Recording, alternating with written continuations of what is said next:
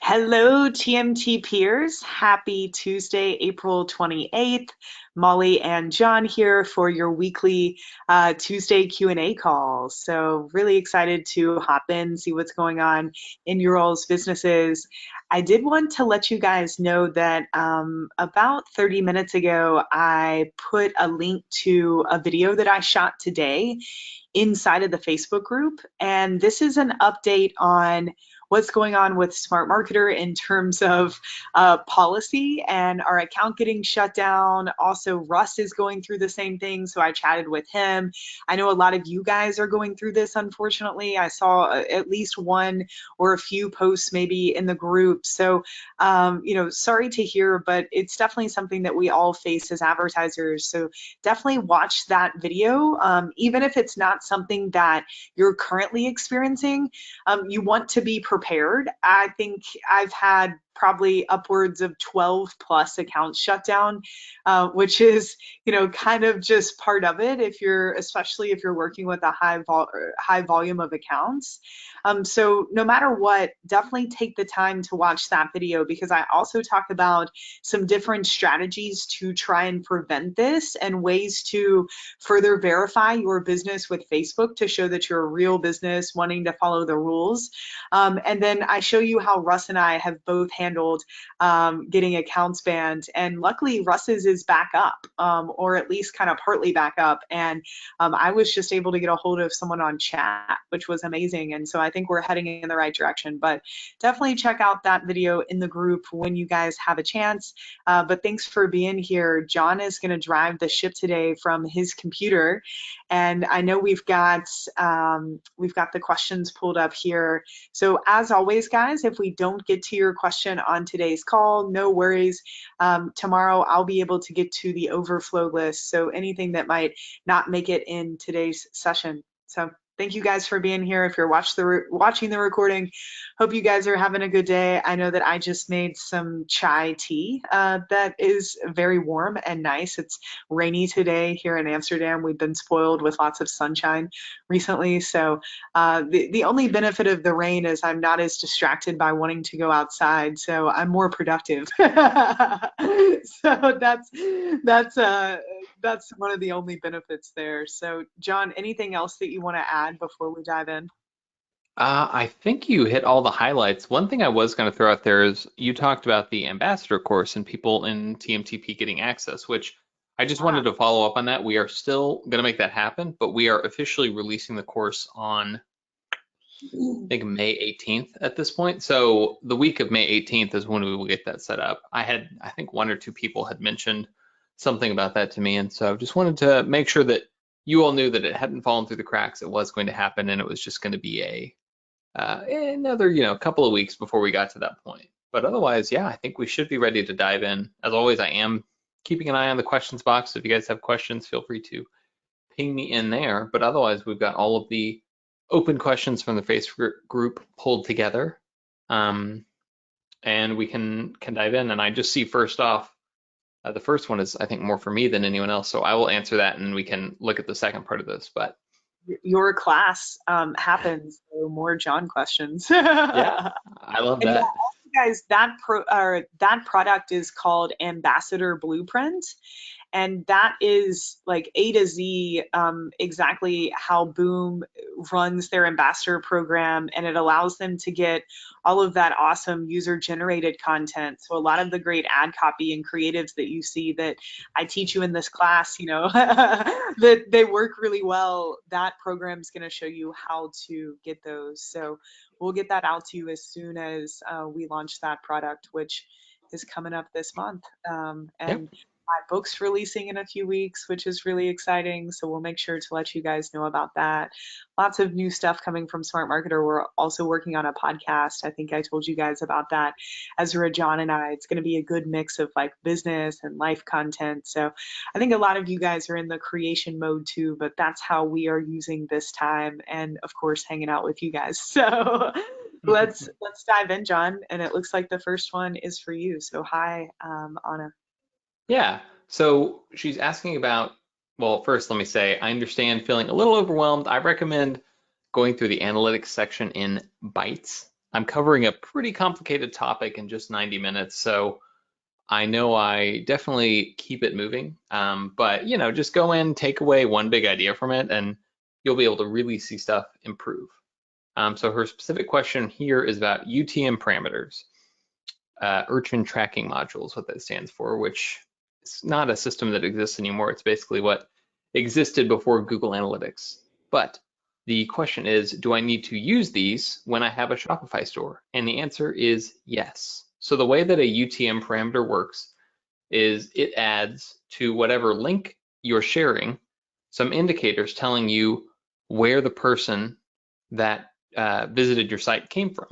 So UTM source equals Facebook. If somebody clicked the link to my site and I saw that in there, it would tell me, hey, that visitor came initially from Facebook.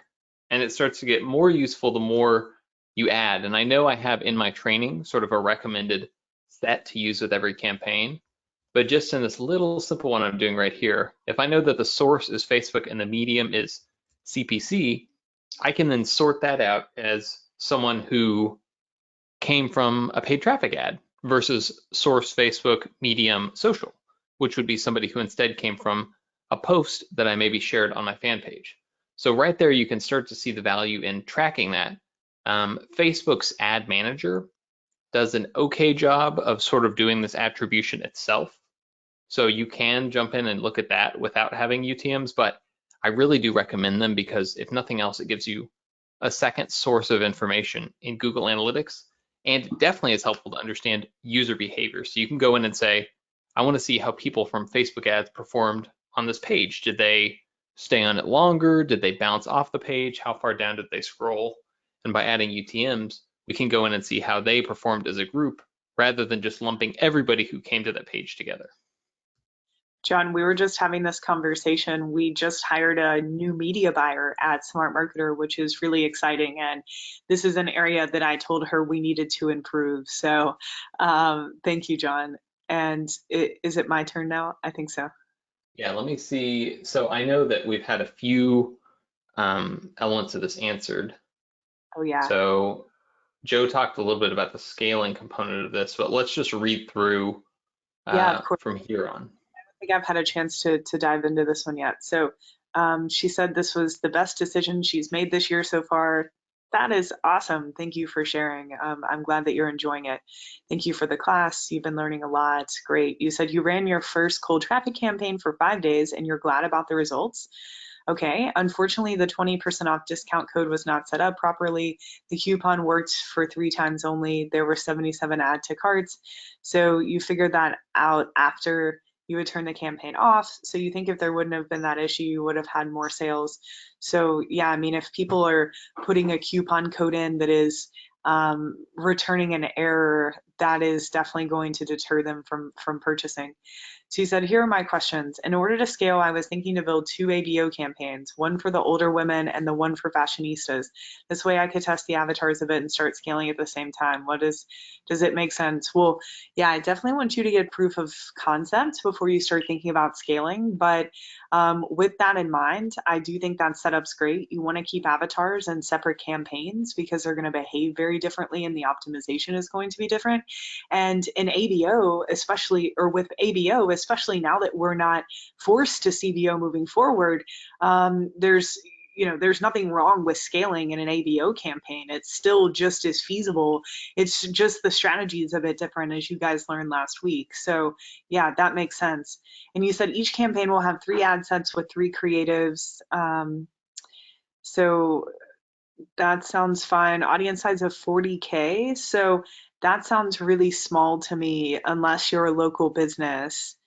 And try to keep the audience size around the same for each if you can, but it sounds like, yeah, this is to cold traffic and that audience size sounds really small. So if you're a local business, fine, that's all you have to work with. But if you're not, I would definitely try to get those audience sizes much larger, like we talked about in module 3. And even though you're driving for a sale, $40 a day should be fine for each ad set, $50 a day if you can. So you've watched several times the video about post IDs. But if I have not saved the ID for my first campaign and want to use it now on my new one, where can I find the post ID? So you do that by just going to the ad inside of Ads Manager.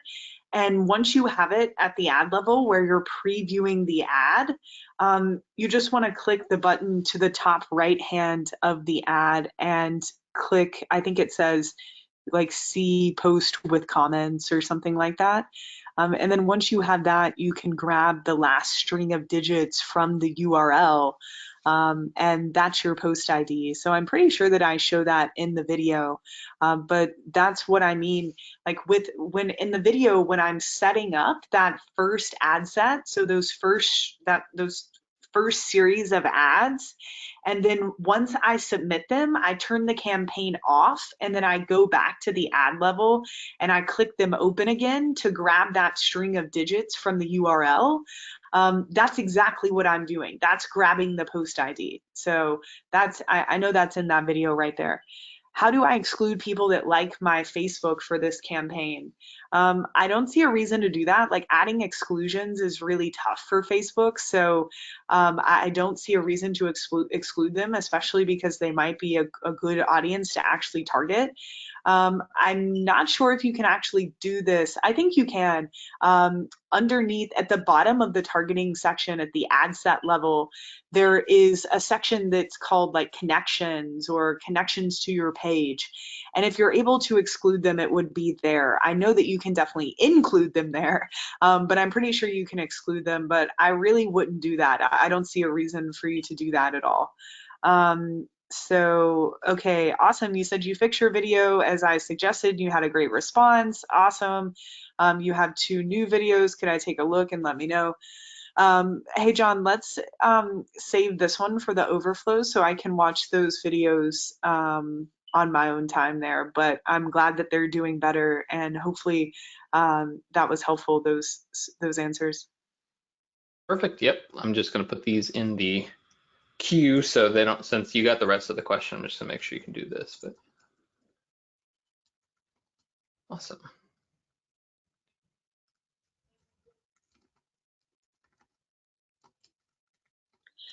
John, Oops. your Facebook group suggestions there say a lot about you. Measurement, that one's not so bad. Bot Academy, that's okay. Terrible art, yeah, okay. This is where my actual personality starts to bleed through. Group where we can all pretend to be ants. I'm not even gonna ask. It's so soothing, Molly. You don't understand. Right? Hey, I Whatever haven't you. joined it yet, okay? Oh, Facebook has no data on you, John. Oh boy. Okay. Clicking away from that. Okay, Eric says, hey Eric, just want some feedback on an ad we're running. It has pretty good engagement, but the return on ad spend is below our goal. Okay, so let's check this out. It looks like an image ad, which is cool. I like that it is native, as in it looks like an iPhone photo, like maybe something you would see in the feed from a friend. I would note that it's still pretty like product focused, like you're just holding the product. So ways to increase that would be to maybe take some stills of this product in action, like someone mixing it into a glass at least, or someone like drinking it in a surrounding that would really appeal to the avatar, or just go a bit deeper here versus, hey, look at bags of and canisters of my product, if that makes sense. Don't let being stuck in the house prevent you from getting the things you need. No grocery trip necessary. We know the aisles are looking empty. We're including a free. So I think that's good. I do think that we're starting to evolve now, guys, that we're almost 2 months into this.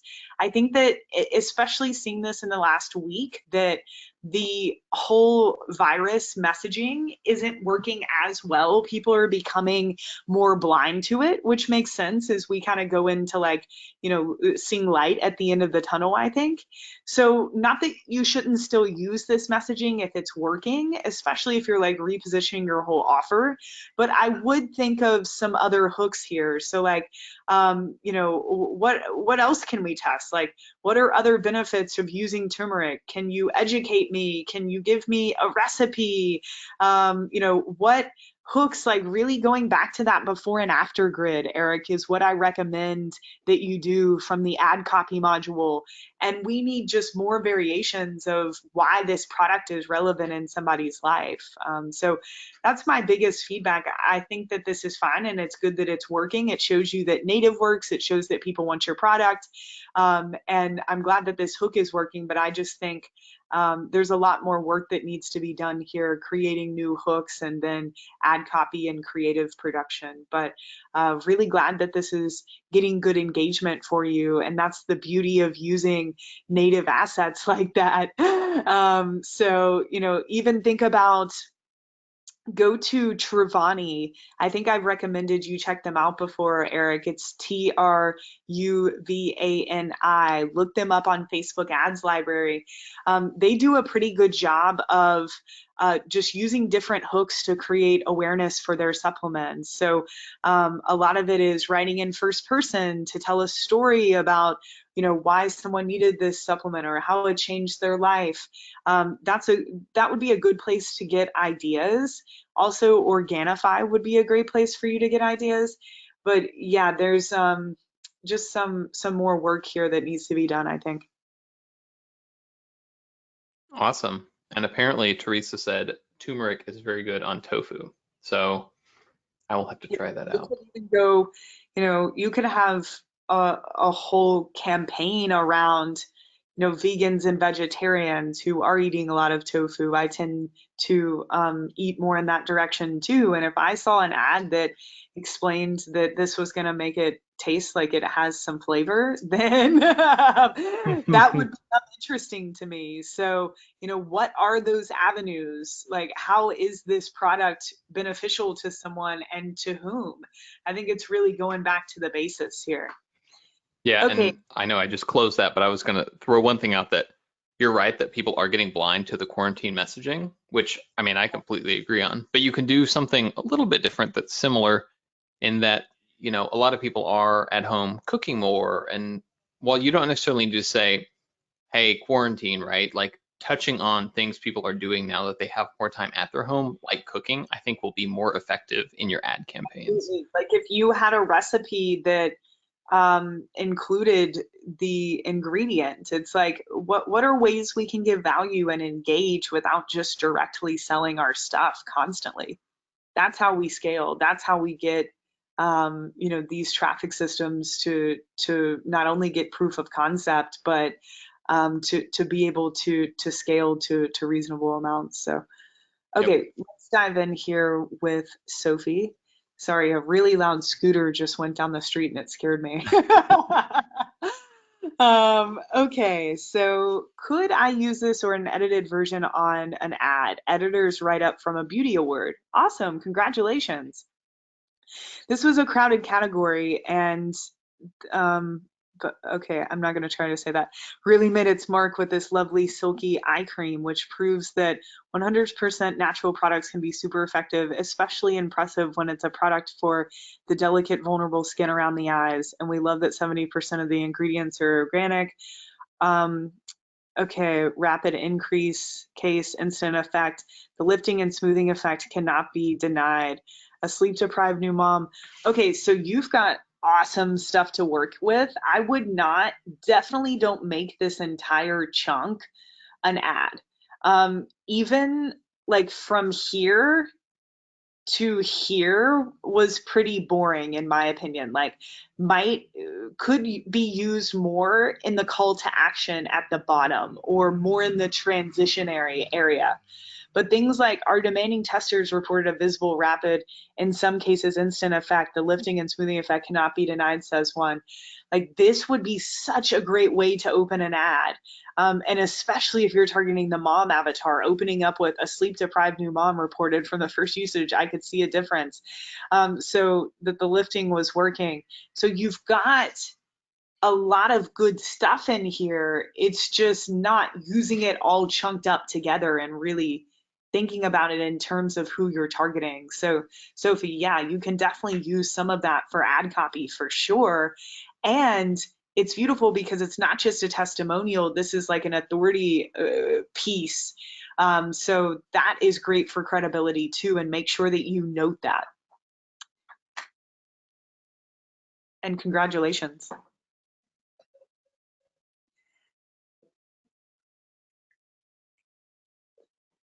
John, these feel like tea time. I like that idea. Gary V has been doing tea with Gary V or something like that. We should rebrand the Q&As as tea with Molly. I love it. Okay, Michael Sampson. Hey, buddy. When an ad gets rejected, what's the best way to appeal? Just clicking on account quality and doing the one-click review request, or getting on live chat and giving the agent more info? I've been doing the live chat approach since it lets me give notes and backstory, but I find it very time consuming. I've had to spend 2 hours this morning in a live chat with an agent for an ad rejection.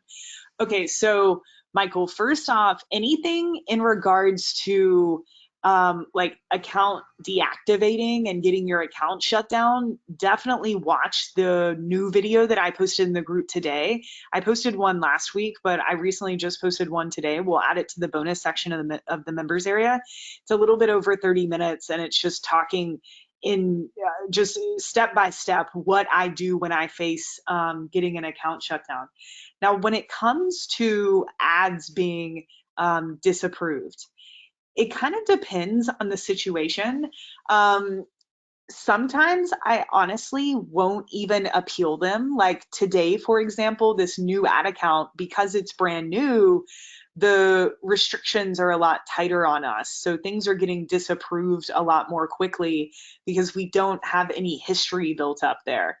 So I had 3 ads disapproved. Well, I launched 3 ads in an ad set, and one of them was disapproved. And I knew why, because I used a testimonial that I didn't use in the other 2 that were speaking more to income. And I just figured that that's why Facebook was being sensitive. So instead of even appealing it, I just duplicated it, deleted that one, and removed that, changed that testimonial and launched it again. And who would have thought it gets disapproved again? John gets another email about it. And so I duplicated again, I deleted it, I changed it to a new one, a new testimonial, and now it's up and it's working fine. And I didn't have to deal with policy or appeal or anything like that. Now, of course, there are cases like, for example, when you've been running an ad for a long time and it's got a lot of social proof and then it gets disapproved, that you definitely want to appeal. I always start by just appealing right in Ads Manager, right in inside of the ad, and clicking the red banner and appealing right there. And I have recommendations for how to best communicate with Facebook in the video that I just posted today that will help you with this too, Michael. And so I always start there because, especially if you put like, I think this was a mistake, and a lot of times it is a mistake, you'll see that they'll just turn it back on. Sometimes you don't even know it was back on. If it's not being turned back on, or a long period of time, like a week has gone by, that's when I might go to live chat. And actually, just before this call, I went on live chat for and if you guys want to know where to go for chat or where to go to find your support inbox, watch the video we posted in the group today. But I actually went on chat today and was able to get someone and talk to them about our account being shut down. And he's actually said he's going to call me with more information, and he's trying to get it turned back on. So that is helpful. And I have had that work for specific ads too. So, I know that it's time consuming, but I think the first thing is, how important is the ad to you? If it's really important and it has a lot of social proof, definitely do live chat, do whatever you can to get it back. If it's not, then honestly, I just delete it and move forward. So hopefully that's helpful. Awesome. And we just had a question come in the box that I thought I would just throw to you. Susan was saying, I have an outdoor brand client selling crossbows, and Facebook doesn't allow ads because it's a weapon. What is a good or possible workaround for that issue? I don't know if there's necessarily a workaround for getting that product on Facebook. I mean, you might, obviously I would focus more on your products and information, like whatever you're putting out there. Anything you're going to send traffic to from Facebook, make sure that it's compliant. It doesn't mean that later in the customer journey, you can't maybe sell a product that's not compliant from Facebook. Just don't run ads to that product. So, I mean, that's my best advice, especially for people like, for example, in the dating market. That is virtually not allowed on Facebook. So a lot of people will use it more for like relationship lead gen, or more of a fringe topic and lead gen, so that they can get that email address, they can get those subscribers, and that they're able to follow up and continue the conversation in the direction that is not compliant on Facebook, but it's no longer on the channel. So that's the way that I think of any market that's just completely banned from the platform. But for you, it sounds like there's just a few products that Facebook doesn't like. So I would just make sure that those are never the direct focus of what you're selling. And you might even need to remove them from your online store if Facebook gets really nitpicky about it. Perfect. Yep, that's exactly what I was going to say. It's just pulling back a little bit from what you're putting on Facebook, something a little more milk toast, and then following up by email to make those kind of offers works well. I mean, I know a lot of people do this with CBD stuff, which I don't necessarily advocate for, because that's definitely a whole can of worms, but there are a lot of topics that you can't do on Facebook, but you can build lists of people that are interested in different topics. So, cool. Okay. Questions today, guys. Rocking Yeah. and rolling. Alrighty, so unfortunately the campaign didn't bring any reviews and I decided to turn it off. Oh, I'm sorry. When analyzing the campaign, it looked quite okay, but when analyzing on site, there was a high bounce rate and short time on site, meaning many of the clicks were accidental and the website didn't perform. My conclusion, the task of sending video by email was too difficult and maybe timing was wrong. I want to make sure and start to receiving video views. Now I'm thinking to use special tool to do it, make this process of video review easier. Would be grateful for any thoughts. I started this video generator campaign and the results are not bad, apart from the fact that no one has sent us a review. So it's really hard to get video reviews from people. That's something that we actually will ask of you guys at some point during this process, but most of you won't turn it in until the day that we like personally email you and say it's the cutoff time. So I think a big part of this is just follow up too. I wouldn't be, looks like you spent like 33 pounds. So this is a pretty low volume campaign. From what I can see, your metrics look okay in terms of cost per result. I agree, people were interested. I wouldn't say the task is too difficult. I would try to follow up with them and have some scarcity in terms of this.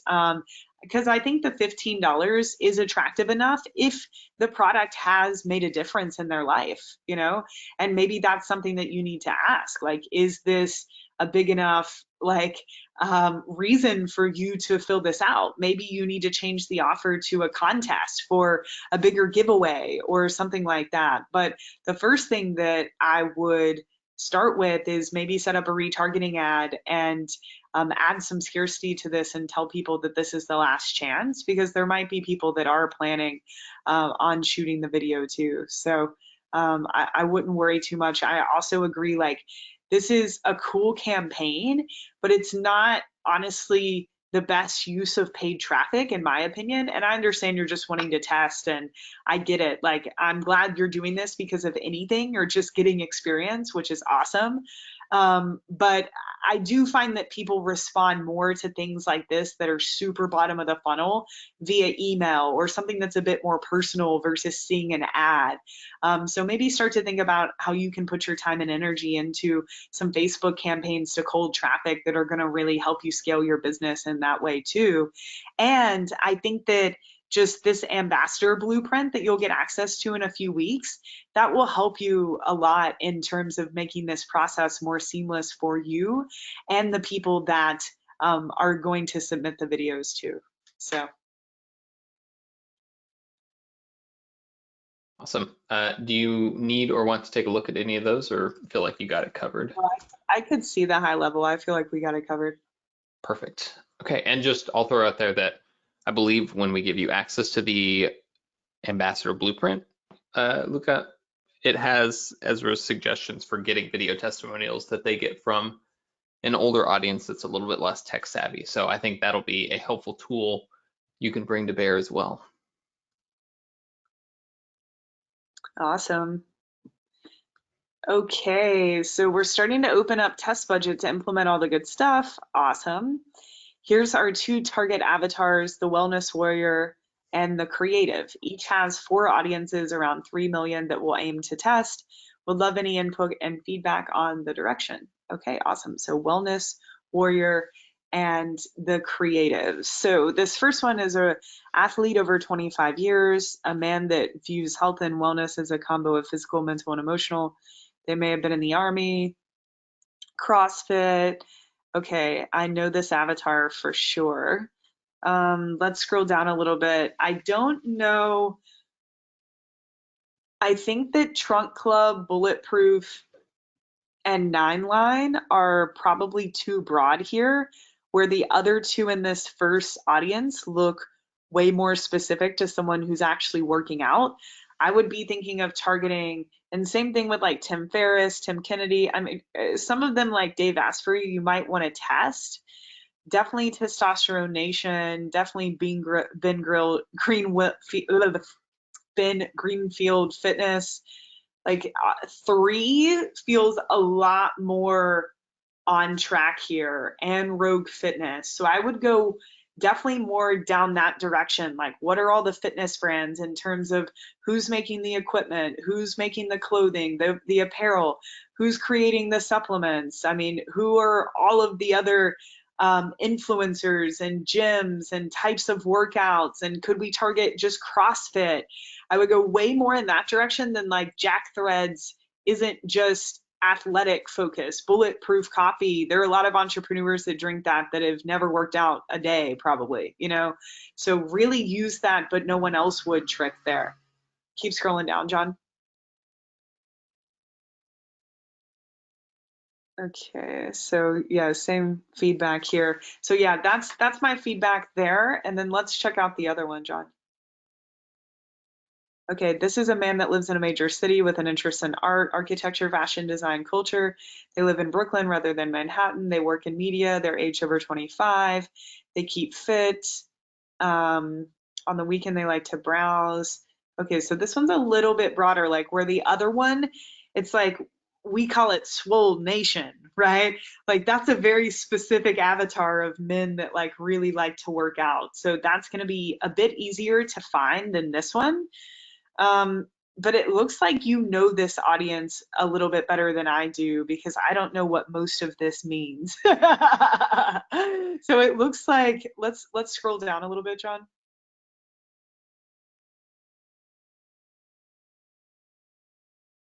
Okay. All right, looks like some brands, some different studios. So things like Lululemon, no, Nike Lab, no. All of those are way too broad. So it looks like you're thinking in terms of brands, which is smart. Also, music would be a route that I would think of here.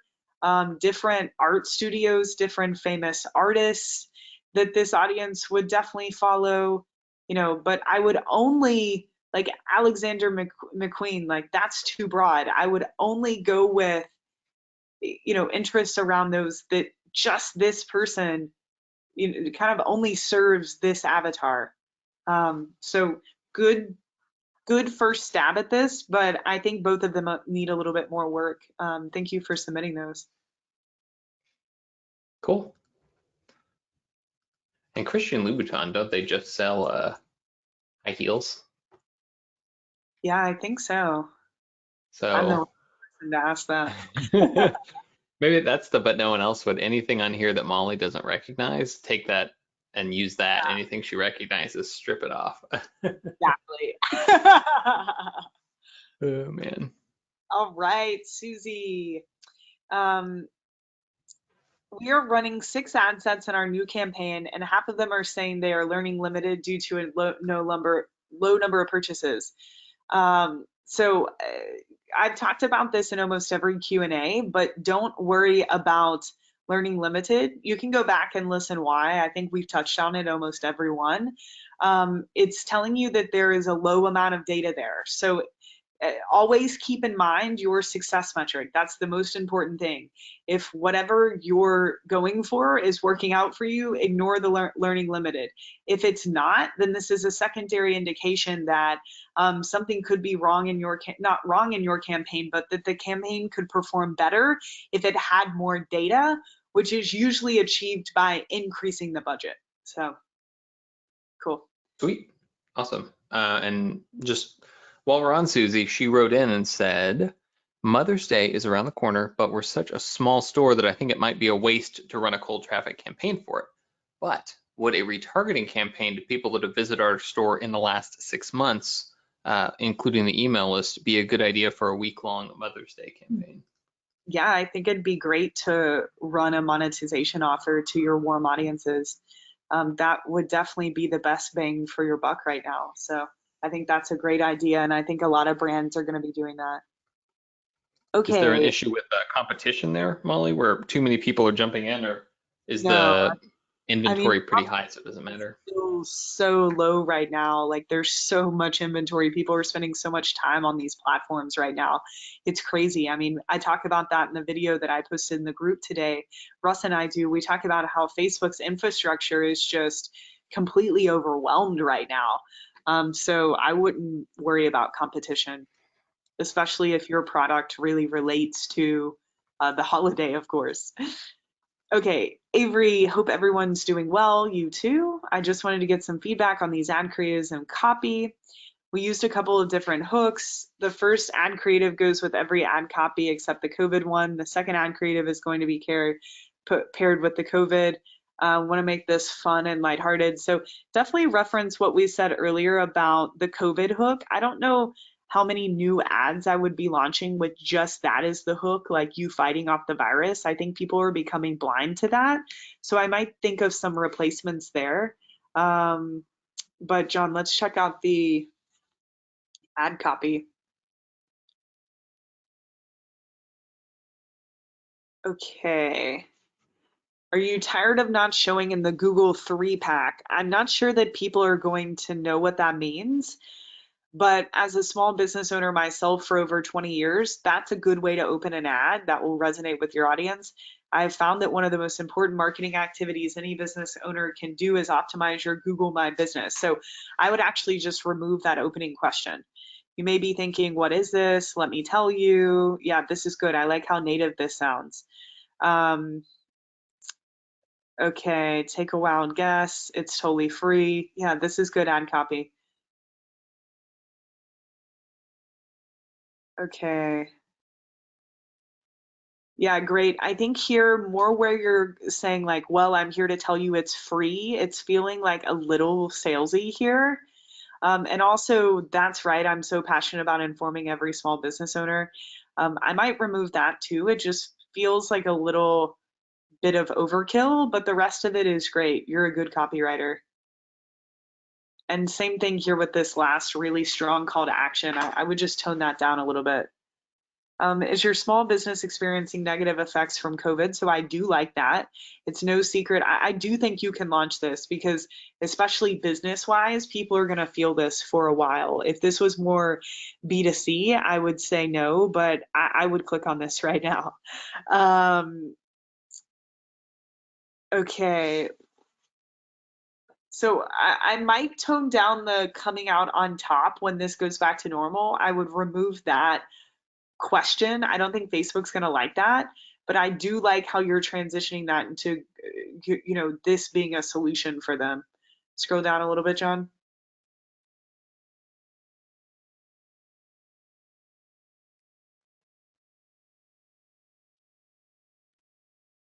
Looks like this is all the same copy from the last one. Okay. So do you know what Google My Business is? I bet your bottom dollar your customers do. That's pretty good. I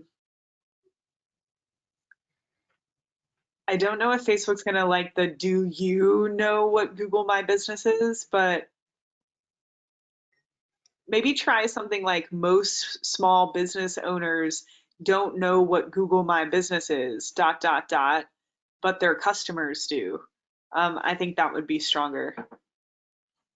So yeah, I like this hook too. I think a very story-based sort of case study ad copy variation where you tell the story of your business and how it specifically grew based off of this would work really well, and it wouldn't cause you to have to use so much direct sales copy like you are the last half of all of these just feel very salesy.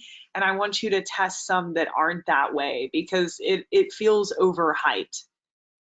Let's keep trolling, but your hooks are good.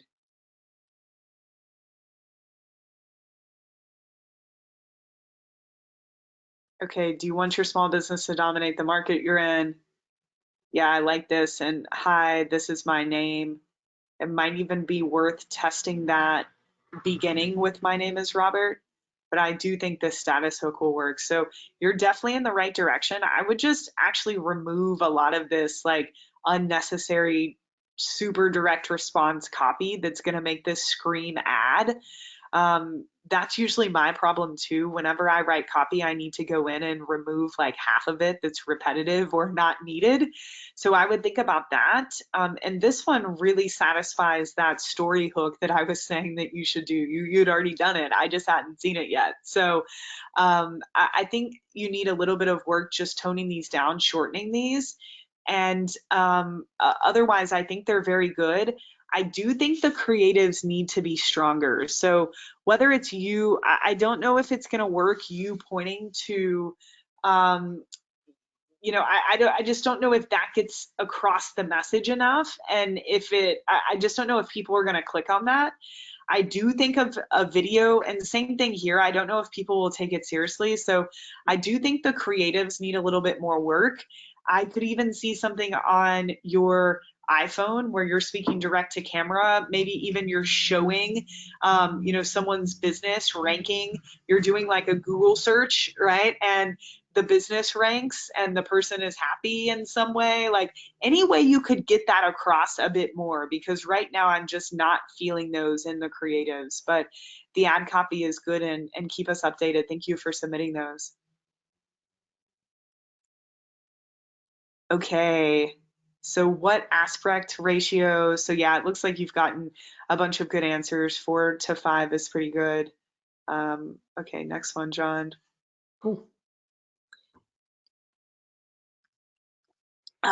Okay, questions about ad creative. All right.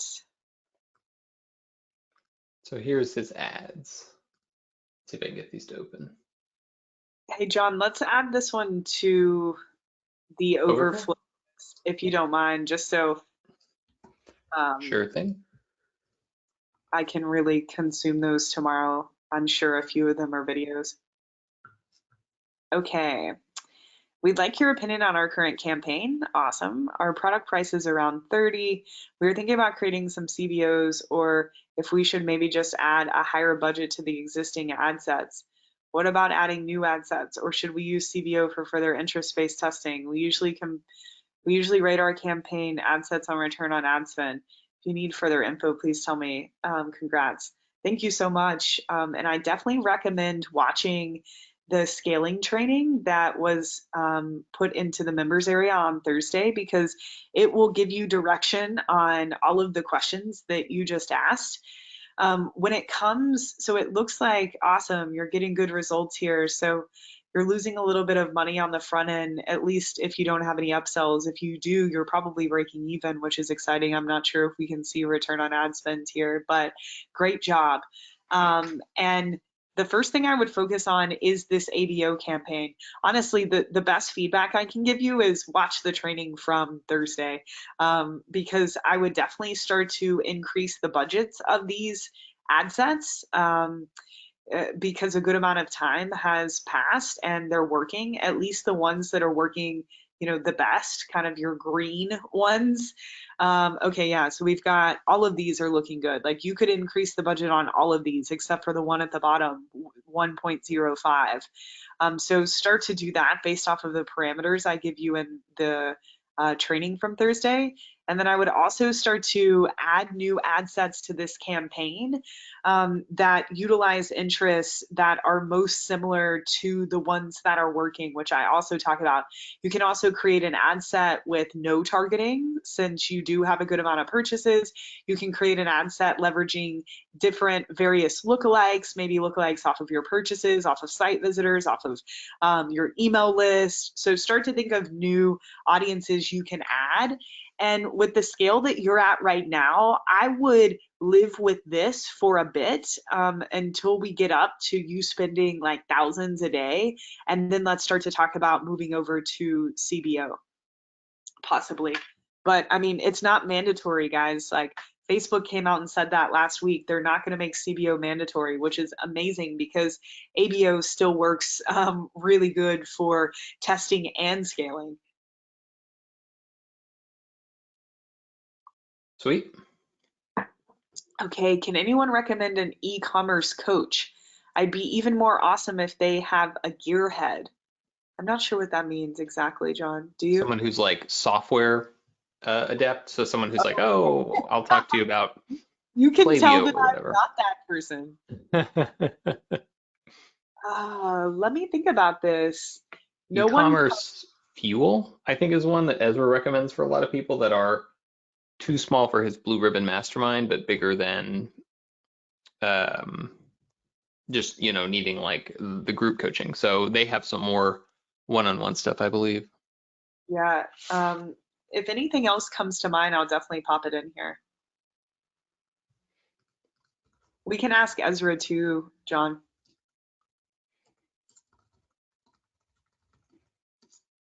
Cool. Okay. Alrighty, our team's stuck on this one, so would love your input. We're releasing a new line of product that will be focused on relieving muscle soreness, joint pain, and inflammation. We've been targeting men to date, but this product is unisex. We hypothesize that it will attract an older audience. We have our two avatars that we're excited about. Although now okay, so those are the ones we looked at.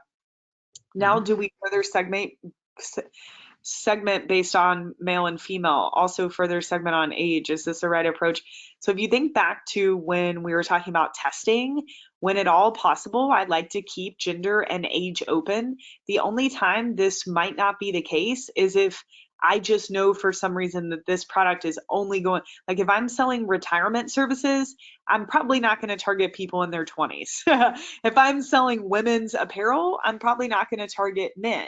But for a product like this, I would definitely start out with open age and open gender targeting, unless for some reason, like especially with the avatars that you had me look over earlier, it definitely didn't feel like those were older avatars. I got more like 20, 30, 40, maybe 50 some. So I would just leave it open, especially for what you're doing right now, unless there's a specific reason, like if you're like Boom and you're going to serve an older audience and you're going to help them through what it feels like in your body to age and the issues that come with that, and that's the content you're going to put out and that's how you're going to serve the world, then we need to totally rethink the targeting and all of that, of course.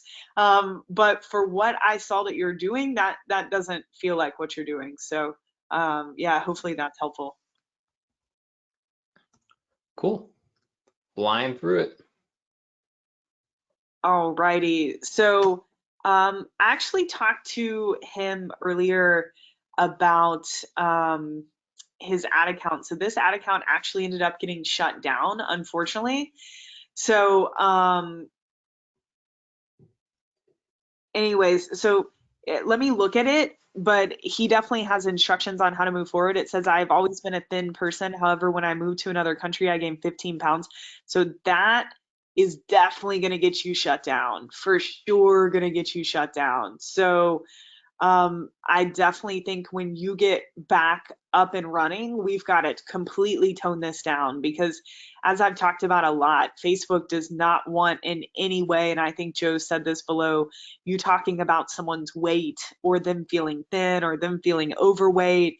So, we need to make this about feeling healthy and feeling good in your skin and definitely not anything around weight. So, that's just general feedback on this. And let me know. I know we chatted earlier, and just let me know how it goes with your account getting back up. But I mean this with love. I'm not surprised, like anything around those lines, like what is being said in the ad copy, Facebook will shut you down very quickly. So, um, yeah, we got to definitely rethink that.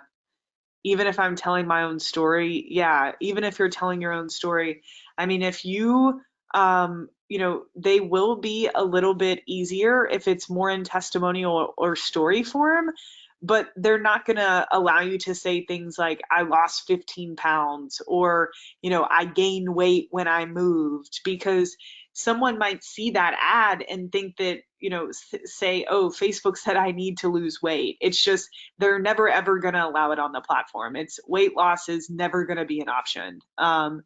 And even in with the keto client that I work with, a lot of the ad copy is very short, simple, straight to the point about a docuseries that will help people feel better or live more of a healthier lifestyle. So I use the word lifestyle a lot instead of diet. So yeah, I would definitely rethink this in a big way, especially if you decide to set up a new ad account. And something like BioTrust would be good. Would be a good company to look and see how they do this. Also, Skinny Tea. Okay, so it seems like this was along the same lines, Sean, of stuff getting um, denied. Cool. And we'll send that one to Ez.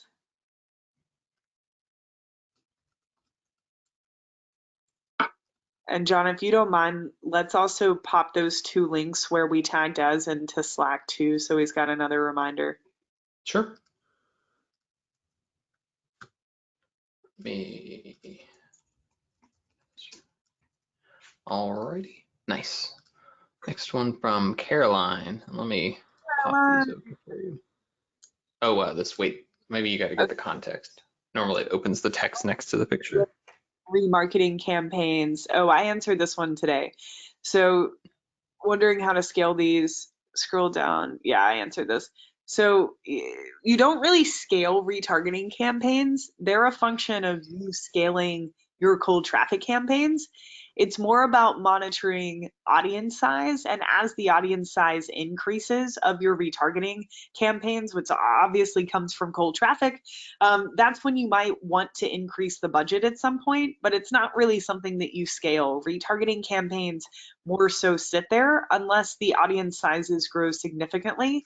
And then you would want to increase them based off of the parameters that I gave you guys in module 3 around retargeting budgets. Perfect. All right.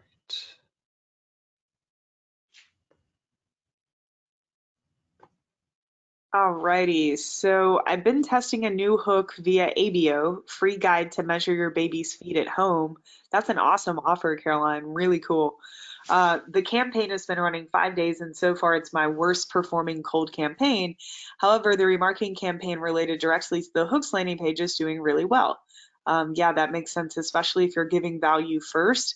I don't know if you're monitoring that free e-guide campaign off of return on ad spend. Since the goal of that is to introduce your brand and give value, I would definitely monitor success on that based on cost per lead or a metric like that, because as you're seeing here, it's what builds part of the bottom of the funnel that's going to work so well.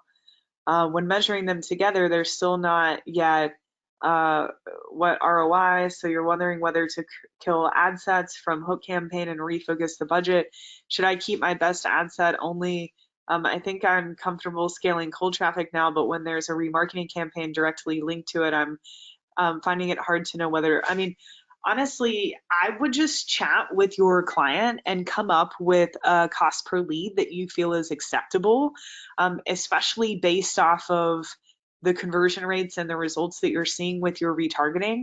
But I would also keep in mind that there's a lot happening that you can't measure. Like if all of these ad sets are working and generating leads for you at a reasonable cost, it's something that I would try to keep going if you have the budget for, because a lot of these people will come back in weeks or months and buy. But if you have this free offer that's resonating with them, there might not be another offer that you're able to put in front of them that would make them want to engage with your brand than this one, which means, or a lead gen similar to this one, which means that you would be missing out on a lot of possible scale by trying to measure these lead gen campaigns solely on return on ad spend. And I understand that we want to be able to do that at all costs because that's where we are in 2020. But if I were you, I would very much go more of the route of, like, for example, with giveaways, Ezra for Boom, Ezra sets a budget for what he feels is an appropriate cost per lead because he knows these are going to generate leads that are going to feed the business for years to come. And that is the success metric that we're working off of. And by the way, I'm recording a video with Boris on Thursday for you guys about how they run giveaways and contests with their Facebook ads, because I think it's great. But anyways, Caroline, that's my biggest feedback for you. Unless you're able to set up some more tracking that's more like something that John would be privy to, that is able to give you a better picture, a better look at, sort of the halo effect is, I guess, what we would call it, halo effects of this lead gen campaign. Yeah, so it's really tough. There's not a good like plug and play way to do that kind of halo monitoring. Oftentimes when I'm just doing something quick for this, I just lump the two campaigns together when they're so symbiotic and just treat them as one. So I'll say I'm going to look at the lead gen cost, usually from the lead generating campaign to cold, and then the return on ad spend for the other one, but I will add their costs together and add their returns together when I'm doing that calculation. I'm trying to think. What you can do is, well, it depends a little bit on what your email platform is. A lot of them do something where they, like Klaviyo and Infusionsoft, can store, if you're using UTM parameters, the first touch point that brought them into your actual CRM, right? So if they opted in from Facebook ad, the avatar, B, ad copy C, you can go in and see that and then trace that back to the Facebook campaign that they came from. And as you can additionally tie that then to what they spend. So you kind of need to start looking at this picture, not just in the Facebook ads platform, I guess is like the big general idea for Yeah. tying these things together. And I don't have a good like fast way to do it, but I do know if you look at the training that I did, I talk a little bit about how I evaluate different campaigns based on their purpose. And I do, when I have a retargeting and a cold traffic campaign that are, basically the 1-2 punch, I try to just combine those two in my reporting because I think it makes it a lot clearer. Because if you cut off all the cold traffic right now, your retargeting performance would just crunch, like almost assuredly. So make sure that you're keeping in mind that relationship, I would say. And I can look around, Molly, and see if I have a deeper training that goes into how to do that more granular analysis. I don't know of one off the top of my head, but it is very interesting. The results, at least, the actual pulling of the data can be a little dry, so it's not something that we actually teach actively. But And it's a little harder for ecom because with info, generally it's most of the action is happening in that moment. They opt in, and then on the next page, we make them an offer to buy something usually.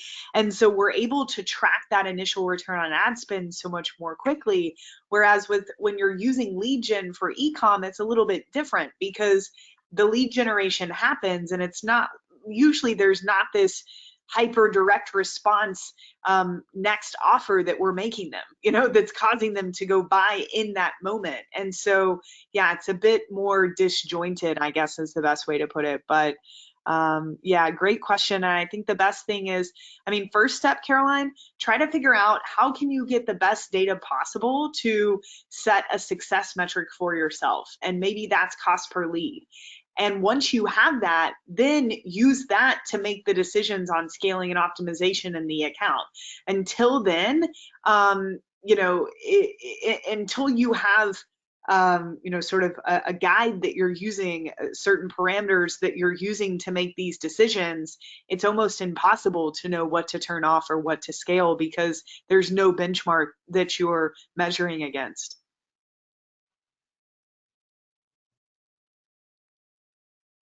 All right, next one is from Sophie.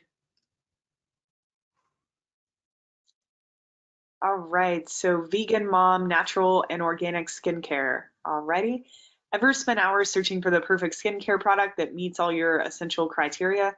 So I don't think I like that. It just feels very broad and very much like you're gonna sell me something. So I wouldn't have that. I would have it go directly into as a picky vegan mom, because even though you're telling your story, it's going to call out anybody who labels themselves that way too.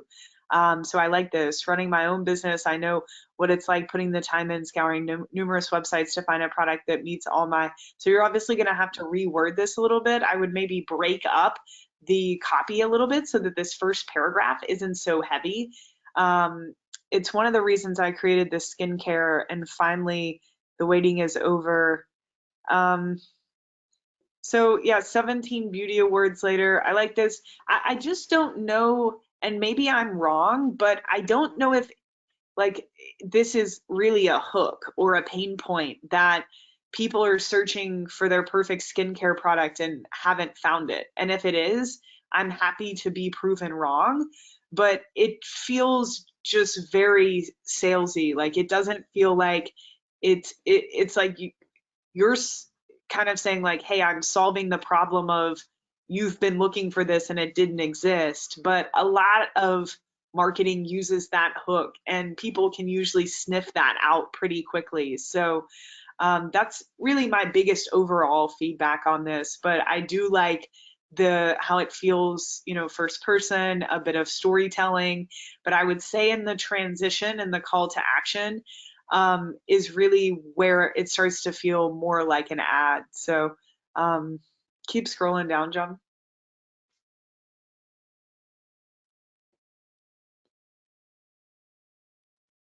Okay, so putting that many chemicals into their bodies a day. So I do like that this is speaking to much more of a problem. Knowing this, would you really be willing to put something on your skin that you wouldn't be prepared to eat? I would turn that into a statement because this is about health. Facebook's going to be really sensitive to open-ended questions. There's got to be a better way. That's exactly, so this one is definitely better from a hook perspective. No toxic overload. So yeah, definitely give this one a shot. Let's keep scrolling, John. That one's much, much stronger.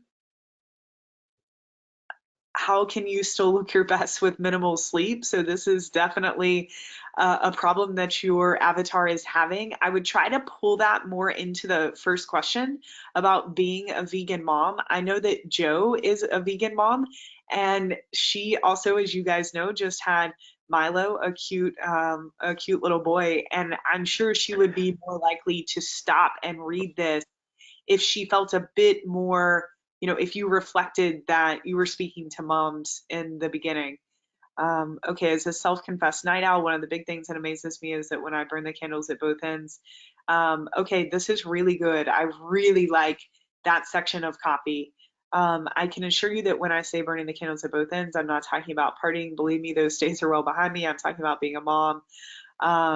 Yeah, this is the best one for sure. There's not really anything I would change about this one other than just, adding in moms to that opening question mark there. or opening question. I think the other two need a bit of work, but this one is definitely your strongest. So thank you for submitting that. You're for sure getting there. Sweet.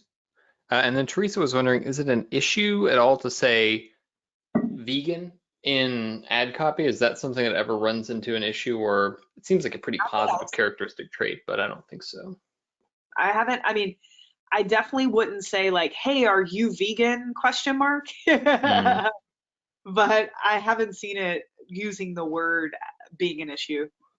Yeah, and I don't think Facebook is fact checking. Not that you should be throwing vegan into your, steak sales company ad copy, but if you have a non-vegan product on your site and you say vegan, I don't think nobody's going to come, busting down your door on that one. Okay. And John, let's save this one because he has a screen recording. So Edwin, I'm excited to look through that. I'm glad you ran this campaign. Sorry you didn't get any scheduled meetings, but I'll dive in tomorrow and figure out why I think that happened and what we should do. Cool. Okay, Lisa, hi dear. Here is some ad content for review for our water ionizer brand. Do you drink your bottled, quick water notice, do you drink your bottled alkaline water? If you're drinking it because it's healthy, take note, it's just water with baking soda. There's a better, healthier, and more affordable way. CR7. So these very much feel like ads. I would definitely go back through the ad copy module. Bottled alkaline water better for health question marks. So Facebook definitely won't like that. Um, Water is full of cancer causing toxins. So yeah, I definitely think you need to go back to the drawing board here and even like think about Sophie's ad copy that we just went through and how she tested a hook that was more story based and really how especially that last ad copy variations felt like it was very much speaking to moms that were lacking sleep. These kind of look like email subject lines or something. Like they don't look like ad copy that belongs on a social platform. So I think go back to the drawing board here and start with the before and after grid in the ad copy module, and definitely be very careful speaking about people's health or saying that certain water is causing cancer, because Facebook's going to be very, very sensitive about that. Cool. That makes a lot of sense. Lots. Okay, so I had one come in from the chat from Susie. Of, Let's see. Would it be a good idea to adjust our age demographic to be closer to what is 80% of our audience? So if if you their audience is older, should they primarily target older people or not really? if you wanted to, but just keep in mind that Facebook knows that too. And so they're most likely, as they continue to optimize, showing ads to the age range that is most likely to convert. So a lot of times you're just kind of making um, like you're restricting Facebook in a way by going in and limiting them. So unless it's just an absolute no-brainer, I wouldn't go in and do that. And you guys can see that post from me below there. So that's the Dropbox video. I think it's funny that they pulled that as the Dropbox is getting smart. Happy, engaged faces are going to get people to click more. I think we just answered this one from Susie. This one from Ricardo came in. And this one may be a little bit longer. I think there were just 2 or 3 that came in after Joe pulled those. Yep. Okay, so we got 3 more to look at, and then we are done for the day. So here's one from Ricardo for you.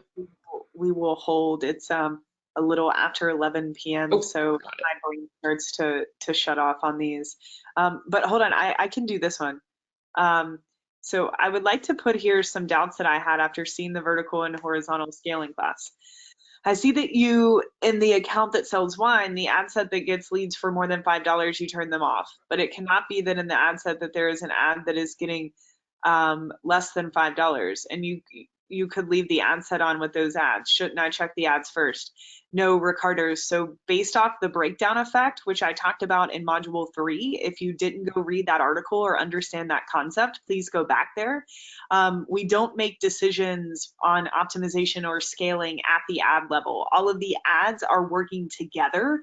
And if you start to turn ones off that look more expensive or cheaper than the others, you're really screwing up the system. So make sure when you're using ABO, you're making those decisions at the ad set level. And when you're using CBO, you're making them at the campaign level. So do you not recommend in the type of bid to use the cost limit? I've seen some small e-commerce here in Spain with good results using this type of bid. For example, if they know the spending limit to obtain a purchase is 5, they put a limit. Sometimes it doesn't start the campaign. If you want to test it, you can. It just usually, even if you get it to work, you might get 2 purchases or squeak a few through, but it's really not a sustainable way to buy traffic, and it very much throttles the volume of results.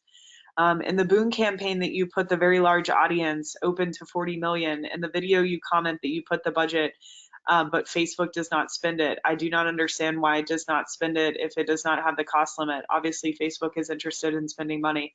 Yeah, sometimes they're just not able to spend depending on current inventory, depending on if your ad isn't performing in a way that Facebook wants it to, isn't engaging. I mean, think about everything I've taught you guys in this class.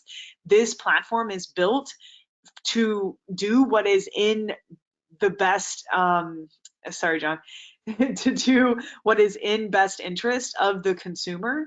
And so sometimes your ad isn't ranking very high in the auction. So even though you're willing to spend 50K, Facebook's just not going to be able to show it to that many people, or maybe the audience size is too small. So, you know, there are lots of times where Facebook is not able to spend. It's not just about Facebook making money, thank God. So, yeah, that should be all of those, John.